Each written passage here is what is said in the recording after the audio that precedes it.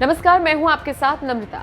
अक्सर अपने देश में गन्ना किसानों की कोई ना कोई समस्या बनी ही रहती है। कभी उनकी फसल की कीमत नहीं मिलती तो कभी फसल में ही कोई दिक्कत आ जाती है। लेकिन अब इन्हीं गन्ना किसानों की तमाम समस्याओं को देखते हुए नितिन गडकरी ने एक बड़ी सलाह दी है। अगर किसान नितिन गडकरी की इस सलाह को मानते हैं तो काफी हद तक इनकी समस्या दूर हो सकती है, साथ ही किसानों की आय में वृद्धि भी होगी।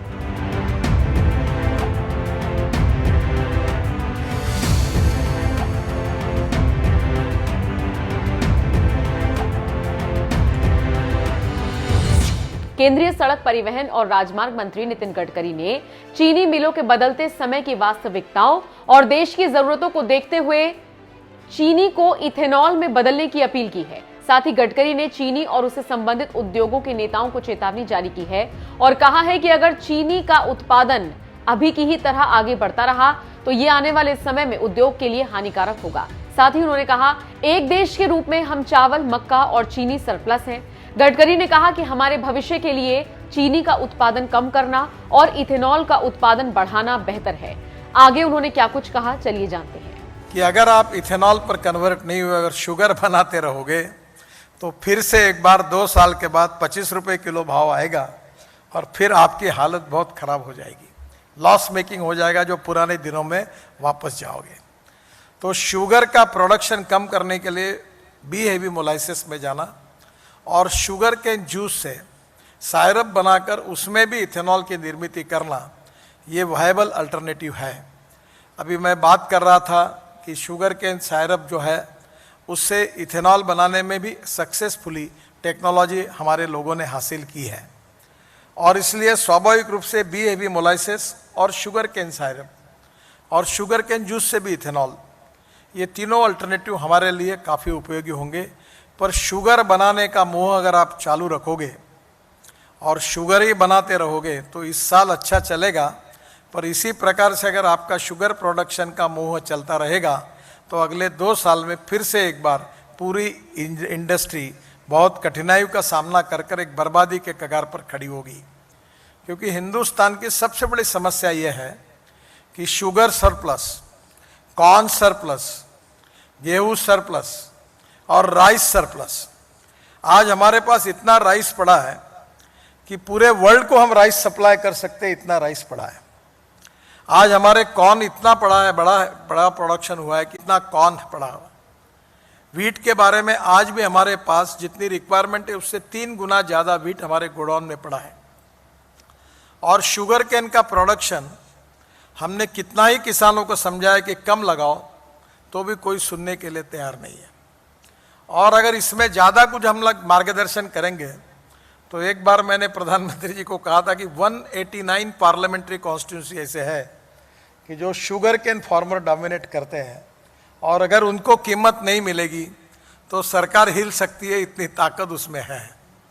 और इसलिए आप कम से कम शुगर प्रोडक्शन को बढ़ाने के मोह को अगर नहीं रोकेंगे तो आने वाले दिन बहुत और ख़राब हो सकते हैं। इसलिए शुगर को प्रोडक्शन को कम करना और इथेनॉल को बढ़ाना, यही हमारे भविष्य के लिए अच्छा है। अगर नितिन गडकरी की बात माने तो गन्ना किसानों को अब इथेनॉल को बढ़ाने पर ज्यादा ध्यान देना चाहिए। गडकरी ने साफ साफ शब्दों में कह दिया कि पेट्रोल डीजल के मुकाबले इथेनॉल काफी बेहतर विकल्प है। खैर, आपको यहां बता दें कि इथेनॉल एक ग्रीन और क्लीन फ्यूल है। साथ ही मोदी सरकार ने भी इथेनॉल भरने के लिए जैव ईंधन आउटलेट खोलने का निर्णय लिया है, जिसके बाद कार, स्कूटर, मोटरसाइकिल और रिक्शा फ्लेक्स इंजन पर उपलब्ध हो पाएंगे। अगर नितिन गडकरी की यह माने तो देश को 1500 करोड़ लीटर इथेनॉल की जरूरत है, लेकिन देश में इस समय 465 करोड़ लीटर इथेनॉल का ही उत्पादन हो रहा है। उन्होंने ये भी कहा कि इथेनॉल का उत्पादन बढ़ाकर गन्ना किसान आने वाले समय में अच्छा पैसा कमा सकते हैं। अब सवाल ये उठता है कि आखिरकार गन्ना किसान इथेनॉल बनाएंगे कैसे? चलिए इसके बारे में भी आपको बताते हैं। पहले तो आप ये जान लीजिए, बाजार में शक्कर से ज्यादा इथेनॉल की मांग है, इसलिए गन्ने का प्रमुख उत्पाद इथेनॉल ही होना चाहिए।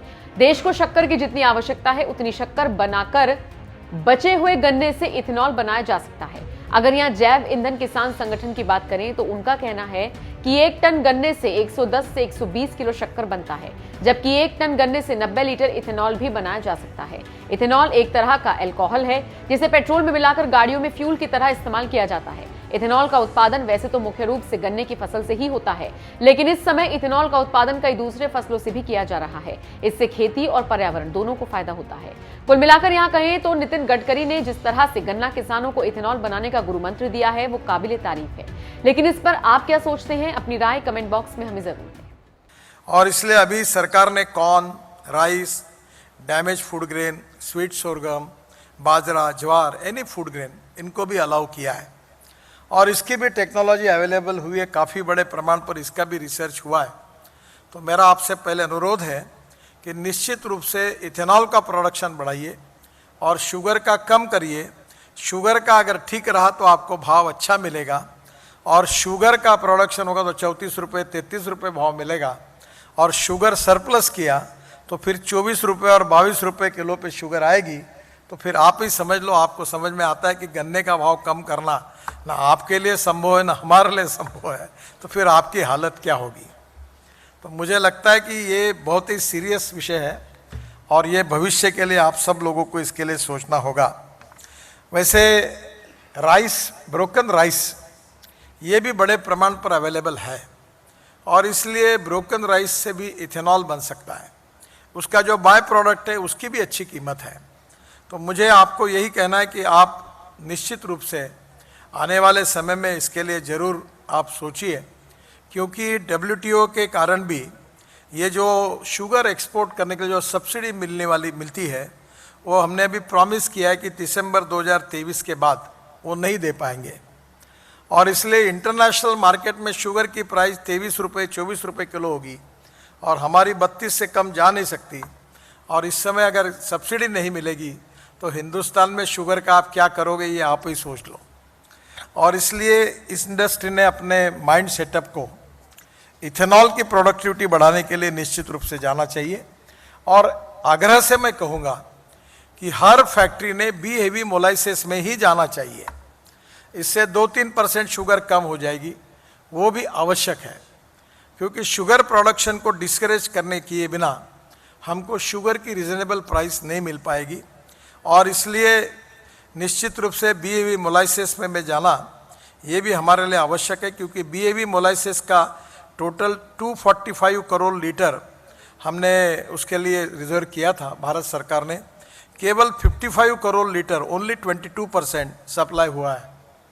तो इसका मतलब इसमें भी काफ़ी बड़ी गैप है। 190 करोड़ लीटर और आप दे सकते हैं, जबकि ये 10% के जाने की बात है। जब ये 20% जाएगा तो इससे दुगना होगा।